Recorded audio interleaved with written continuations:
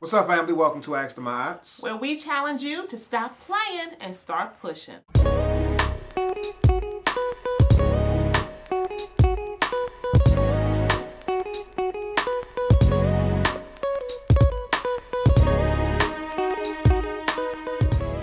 This is my sweetheart, Iana. And this is my spectacular husband, Ayize.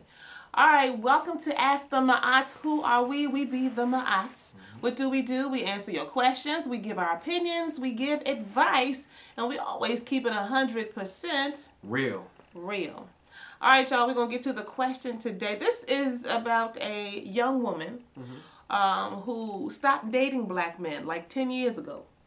And she started up again, and she is quite done. Just like that. After one man, she started up again. So let's get to the issue here. She says, last year, she just starts this out, she began embracing Rastafarian spirituality. At the same time, she decided she needed to quit dating white dudes and go back to dating some chocolate brothers. Anyway, she finally met someone who called himself a Rasta. Long story short, in their first phone conversation, he kept asking her to come over to his house. That was a flag right there, right? Can we meet out somewhere? I mean, hello.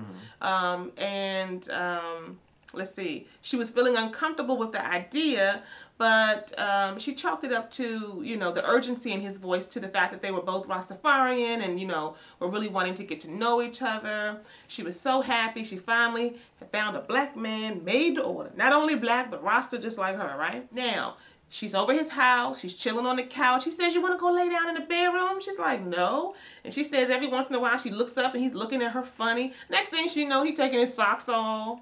And she hadn't even been there 20 minutes yet. He pulls out a blunt. He starts smoking some weed. She said he really should have inserted a breath mint. So I guess he was a little offensive. Then he started lecturing her on Rastafarianism. Didn't offer her anything to eat or drink the whole 2 hours she was there. And so when she basically said, "I've had enough," you know, to herself, and she was ready to go, she said he was looking at her like, "You ain't gonna give me none? Like, you really getting ready to roll up out of here?" And so she just felt uneasy, went on ahead and left. So needless to say, this was not a good experience for her. And so her questions are this: do black people willingly and consciously not make the effort to be on their best behavior with their own people? She says, "Am I an idiot for not knowing that that's what a 25-year-old man does? Basically chase women's skirts," because he was 25, she was 32 at the time. She says, "How can I trust another black man?" She says, "Did he hate me to begin with?" And these are the questions she had. She said she's not trying to be judgmental, but she had, you know, taken a break from the brothers, and she come back to a brother, and he just didn't make the cut. All black men ain't like this. You know, I mean, all 25-year-olds ain't chasing skirts. So just because you had this one, some are, yeah, some are, a lot are actually, but just because you had this situation that was filled with misfortune in terms of this particular guy, it doesn't mean that your future experiences are going to be the same. So I wouldn't necessarily throw in the towel and not date brothers because of this one dude that you went out with. The reality is that there's a lot of good black men out here who would probably love to take you out on a date, not take you to their home on the first date, probably take you out somewhere. And there's a lot of probably Rastas who might even be interested in you. So don't, you know, yeah, this dude right here was a clown. You know, listen to your gut. Listen to your initial inclinations. You said when you were on the phone that you kind of felt like, why is he pressing me out to come over there? And that just didn't seem right. So that lets you know right there that, you know, that's a flag I need to pay attention to.